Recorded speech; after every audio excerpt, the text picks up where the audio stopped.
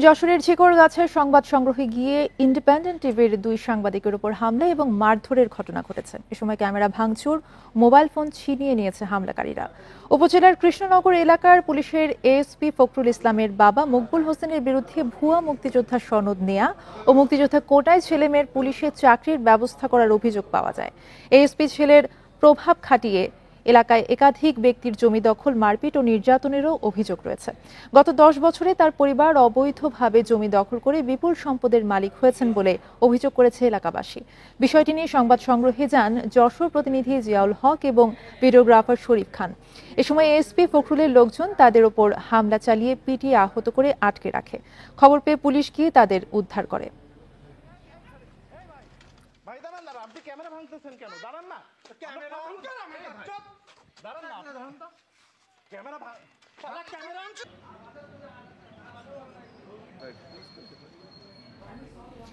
এ বিষয়ে আরো জানাতে খুলনা ব্যুরো থেকে যুক্ত হয়েছেন সহকর্মী অভিজিৎ পাল। অভিজিৎ, আপনার কাছে জানতে চাইবো যে যারা হামলাকারী তাদের বিরুদ্ধে কি ব্যবস্থা নেওয়া হয়েছে পুলিশের পক্ষ থেকে, এবং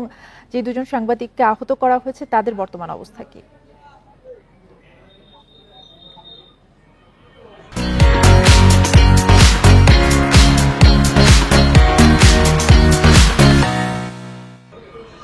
ইন্ডিপেন্ডেন্ট টেলিভিশনের যশোর প্রতিনিধি জিয়াউল হক এবং তার যে ক্যামেরা পার্সন তাকে শরীফ খান, তাদের দুজনকে আসলে কিছুক্ষণ আগে পুলিশ আসলে উদ্ধার করে নিয়ে এসেছে এবং তারা এখন বর্তমানে আসলে ঝিকরগাছা থানাতে অবস্থান করছেন এবং সেখানে যাদের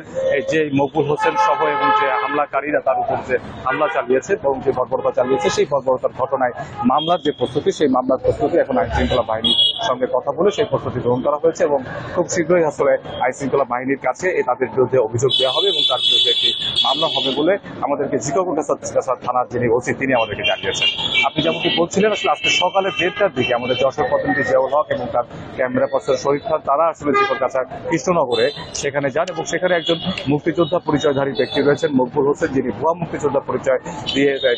রয়েছেন, অভিযোগ রয়েছে তার বিরুদ্ধে এবং তার মেয়ে এবং ছেলের চাকরির ব্যাপারে তিনি এই ভুয়া মুক্তিযোদ্ধার সনদ ব্যবহার করেছেন বলে ওখানকার যারা মুক্তিযোদ্ধা কমান্ডার রয়েছেন এবং স্থানীয় জনপ্রতিনিধি সহ স্থানীয় এলাকাবাসী যারা রয়েছেন তারা জানিয়েছেন। এবং সেই অভিযোগের প্রেক্ষিতে আসলে আমাদের যশোর প্রতিনিধি তিনি সেখানে সংবাদ সংগ্রহের কাজে গেলে তাদের উপরে হামলা চালানো হয় এবং আমাদের যশোর প্রতিনিধি জানান যে এই ভুয়া মুক্তিযোদ্ধা মকবুল হোসেনের যে সন্তান রয়েছে তিনি পুলিশের এএসপি পদে চাকরি করছেন এবং বর্তমানে ঢাকার এপিবিএনে তিনি কর্মরত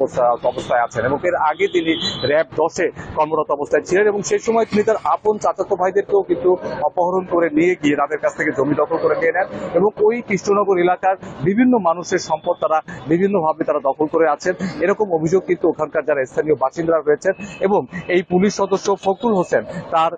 পরিবারের সদস্য এবং তার আপন চাচাতো ভাইরা তারাও কিন্তু আমাদের কাছে একই রকম অভিযোগ করেছেন এবং তার যে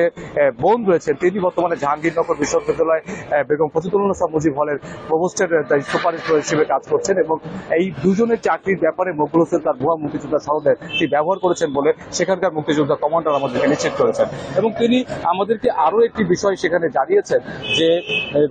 যে এই মকবুল হোসেন আসলে বিগত আওয়ামী লীগ আমলে তিনি আসলে এই ভুয়া মুক্তিযোদ্ধা সনদ দেন এবং তারপরে তিনি তার এই ছেলেদের চাকরির ব্যাপারে এটি ব্যবহার করেন।